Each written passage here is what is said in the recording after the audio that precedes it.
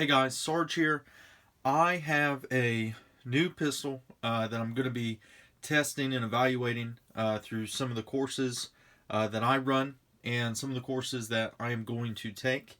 If you guys have noticed here recently, there's been kind of a shift. I was a huge, strong proponent for striker-fire pistols, Glocks, P320s, M&Ps, and I love them. They absolutely have their place.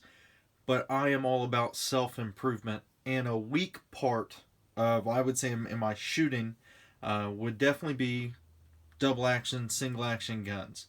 I have a lengthy experience with them from my service in the military, and with that, I have always had a sense of respect for double action, single action pistols and the value that they have. By no means am I saying that striker fired pistols are unsafe or anything like that. I have a video discussing how safe they actually are, but I want to improve to the best of my capability in all aspects of shooting, because what I would hate to have happen is to have a gun presented to me and me not be as proficient in shooting it as I am with other pistols. And sure, if I pick up a 1911, I might shoot it better today than I am going to shoot my Glock, but I will still be able to shoot them at a high level of proficiency that I am okay with.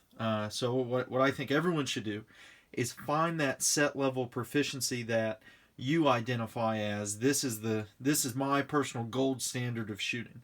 So regardless of what pistol it is, I need to shoot it to this standard. Develop those little drills. I have the one drill that I had kind of named the Sarge's Draw. You start from a concealed holster or open carry, whatever, but just start from the holster, draw the pistol, and shoot a silhouette, higher chest area of the silhouette at 7 to 10 yards. Okay, obviously depending on if you can go to 10, that'd be preferable. If you can't, minimum can be 7, but shoot 2 rounds in less than 2 seconds from concealment. And I think that's a good starting point. Once you master that 2 rounds, now go to 3 rounds, okay? And try to keep it under that 2 seconds. So find a good round count and a good time measurement that you can kind of test yourself with. So with that being said, after getting my kind of a kick for double action, single action pistols, I acquired a Beretta 92X, and that is what I have for you guys here today. So let's see what's inside of the box whenever you get a Beretta 92X. So starting off, the box is very nice, guys. It is labeled Beretta up here on the top, and then on the bottom side of it, you have the Beretta symbol, and it will say Beretta USA, Gallatin, Tennessee. I hope I'm pronouncing that right. All right, pretty cool. We have 2 magazines sitting right here. This one did not come with G9 ammo. Okay, I loaded that in myself. So comes with 2 magazines. It comes with an extra set of grip screws and washers. So that's actually pretty cool. Then we'll go ahead and just get to the pistol here, guys. So it comes with the Beretta 92X pistol. Obviously, right? I hope so. I paid for it. And a 3rd magazine. So you're getting 3 magazines out of it, guys. For me personally, I think that 3 magazines should be the standard whenever you're buying a pistol. Is it coming with 3 is pretty good setup. Always have more than that. Okay. Also, what it comes with, which we'll get into here in a second, is an extra grip. And if we look right here, this grip is wrap around for the back portion. And I will show you guys why here in a minute. So let's go ahead and I'll get this stuff out of the way just so we can talk a little bit more in detail about the pistol itself. So I had spoken with a Beretta representative prior to making this video, just because I wanted to ensure that I'm giving you guys all the information that I have, and there's not going to be anything that I'm misquoting or giving out information that might not be true. So I went straight to the source, spoke with a Beretta rep, and this is what they this is what they told me. Let's see if we can get it on my 2A 3D pistol stand here. Okay, that'll be good enough. It'll hold it there, okay? So with this pistol, guys, if you are familiar with the 92 series lineup, the M9 has been in service in the armed forces for about 30 plus years. Yes, they're switching over to the P320, but not all units. There are still a lot of service members that are using a M9 variant pistol, okay? I have always wanted one. The biggest thing that kind of led me away from getting an M9 or getting a Beretta 92XS is I looked at it, and you're stuck with pretty much the fixed sights, so you can't switch out the sights on some of the models I looked at. You couldn't, for me personally, some of the traits that I want on them, you just didn't have it. So then when they came out with all these other generations, or when they came out with these other models, I kind of looked at them, but none of them really stuck out to me. Then I looked at the Wilson Combat and the Langdon Tactical 92s that they had released. The Langdon Tactical, I think, is like $899. The Wilson Combat is at $1,000 or $1,100, somewhere around there. So I started looking at it, and for me, it is not a pistol that I'm going to move other pistols out of the way, whether it is carry or whatever it is. So for me, I just kind of wanted something that I can run through courses and just shoot a lot out of it. So maybe getting one of those pistols would be better, because that would obviously have a more enjoyable shooting time. Well, as I was looking for those, I came across a Beretta 92X, and I knew nothing about it. So I looked it up, and I decided, hey, I'll just go ahead and get this. At the time, okay, this is February 2019, Beretta's doing a $100 rebate on the pistol, so I thought, well, hey, this must be a sign. Went ahead and got it, and I am so glad that I did.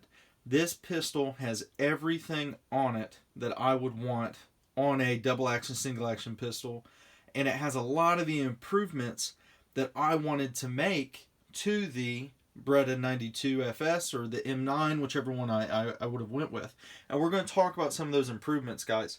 So right off the bat, if you guys are familiar with the M9 or the 92FS lineup, they had a lot of internal parts that were made from polymer or other types of plastic, in a sense, right? And I know I'm going to say plastic and people are going to get upset.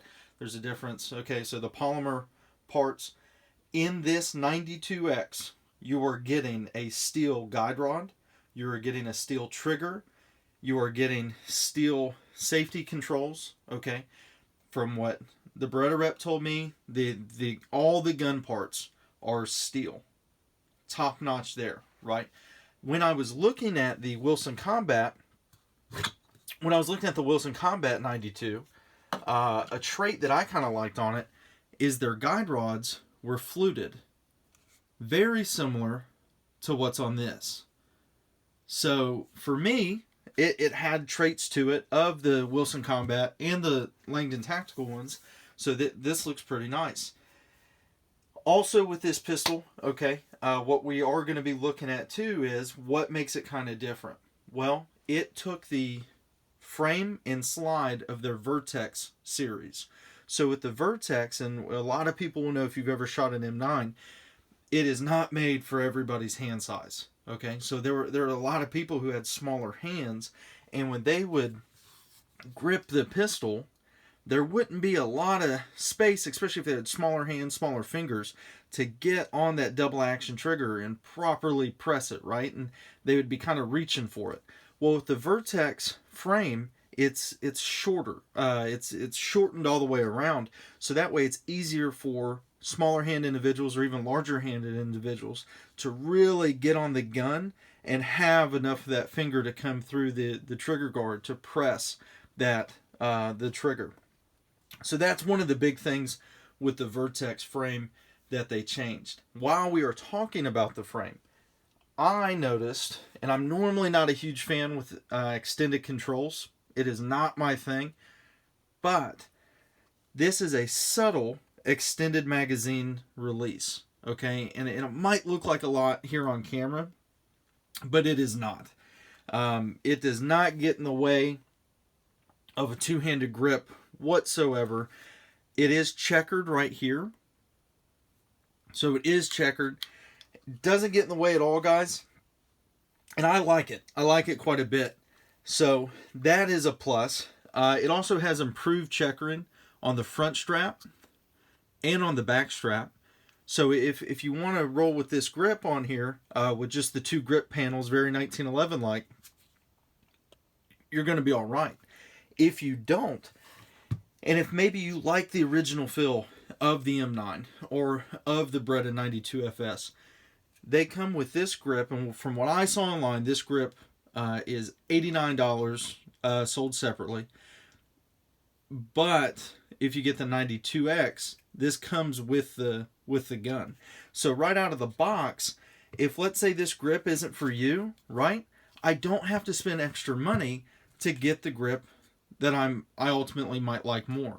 What's also nice about it, it is aggressively checkered all the way across. For me personally, because I know there are companies out there who make the rubberized grips that go, they wrap around, like I believe the M9A3, which was what they submitted for the military trials or whatever. It had a rubberized wraparound grip, and I am not a fan of those at all. I like having texturing on there, and this is what you are going to get with these grips. These are almost VZ-like grip texture. Very, very well checkered, guys. But it'll give you that grip. So I think that's definitely a plus. Okay. Another plus, which I'm a fan of, if you wanted to change out your sights, they made this pretty much the Vertex slide to where your sights are now dovetailed in, so you can change out sights now if you want to as well. So overall, guys, I really think that they listened to the consumer, and they made all the changes that people have been wanting and that other companies have been doing stock to these pistols. And I think it's a very smart move. The sights on this gun are blacked out rear with a bright red dot up there in the front. And I haven't shot it yet. I'm going to take it out to the range this weekend and shoot it. But just running through some coming out of the holster, dry firing type stuff, it works pretty well. Okay. It does have the rail there, which I think should almost just be necessary on a full-size pistol like this. I think should be necessary. So with that pistol, guys, another thing that the rep did talk to me about, it comes with the D hammer spring already installed. So what a lot of Beretta guys were doing is they would, let's say they had their M9, they had 92FS, they had whatever it is. That was a part that everybody ended up buying. They would replace the trigger bar, and then they would put that different hammer spring in there. So they just said, hey, we're just going to go ahead and put it in there with these 92Xs. So with the 92X, you are getting the D hammer spring already installed into the gun. So very cool with that.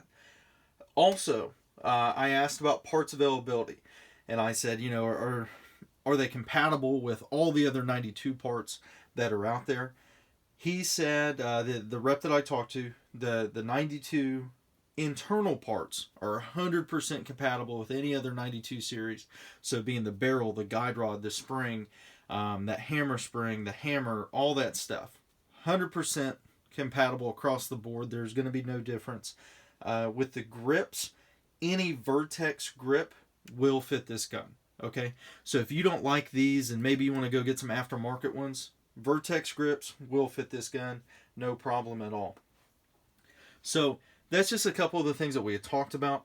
Also, the gun does come with 3 17-round magazines. So the magazines that come with the gun are 3 17-round mags, and this is for the full size. It comes in a full size, a Centurion, and a compact. Okay, the Centurion is the same frame size, it's just a shorter slide. And for me, it really wasn't that much of a difference. My biggest takeaway is when I ordered the pistol and I was kind of looking at the size of it, on paper, it looked the same as a Government Model 1911. So an overall length of Government Model 1911 is 8.7 inches. This overall length was at 8.5. But to me, I just don't see it. When I put this in my hand, it feels more compact than that. So I had to go and check the box again. I was like, no, this is a full size. Just because I'm used to the M9 just being a little bit bigger, and it does not feel like that to me at all. I really am impressed just with the overall size and dimensions of this pistol. If this is something where you wanted to carry it, you wanted to use it as a duty pistol, concealed carry pistol, whatever it is, I do not think you'd have an issue concealing this pistol whatsoever. What we will talk about is the trigger press. So with the 92 series, okay, and this kind of goes into double action, single action, every company does their decocker a little bit differently. With the 92X and the 92 series, they have a slide mounted decocker and safety. This is not what is referred to as I believe it's their G model, where it is a decocker only. This is a decocker and safety on this specific pistol. Okay, so what does that mean? If you see the firing pin right there, okay, when you hit this decocker, you'll see that firing pin start to move, and it rolls out of the way. So if I were to chamber around into the gun, right, and I'm not going to carry it on single action, I'm going to carry it on double action, I am going to press this decocker, and that firing pin is going to roll out of the way, the hammer is going to go forward, and nothing's going to happen. Okay, and now the pistol's on safe, meaning it will not fire. Okay, will not fire. Take the safety off, and then now the pistol will fire. Okay, so very important to know. What I will say, the trigger that's on here, I think is a phenomenal trigger, in my personal opinion. Okay, and we'll look at it here, but if you just slowly press, I think it's pretty good, guys. For single action, we'll see this here. Okay, one of the things that I've been watching a lot of stuff from Ernest Langdon from Langdon Tactical, and I absolutely agree and will echo what he says. From shooting my SIG P220 Legion and having the experience with the Beretta lineup of the 92 series, I like the fact that on the 92s, the breaking point is, and the finding of the breaking point is the same on double action as it is on single action. Whereas on the Legions, they're two different points.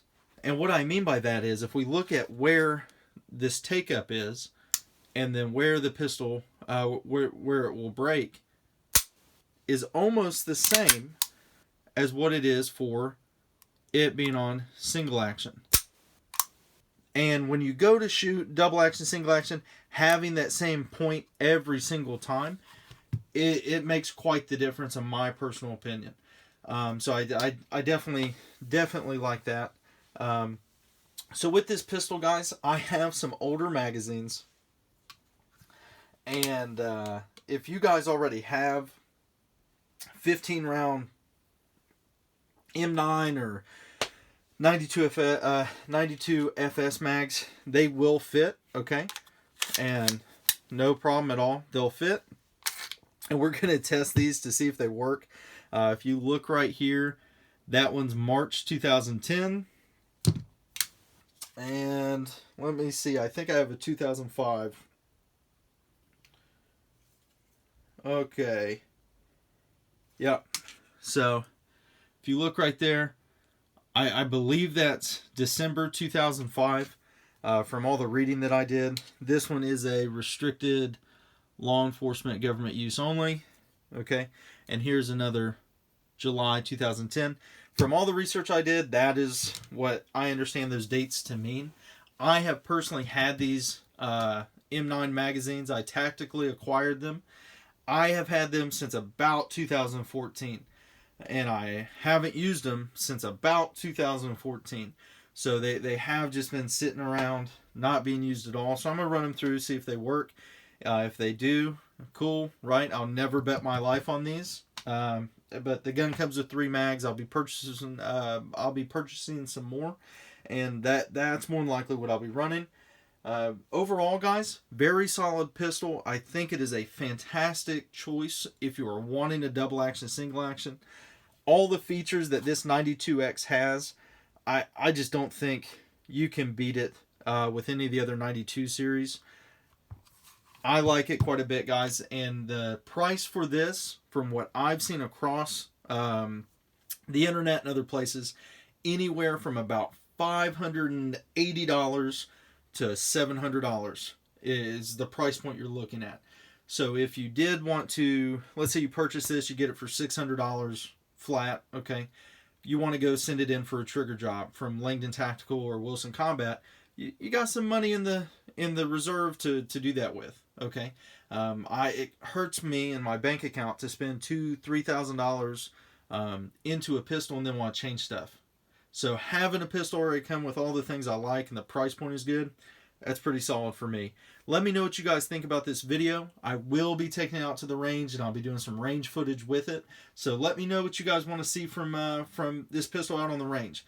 As always, guys, stay tuned for more. Sarge out.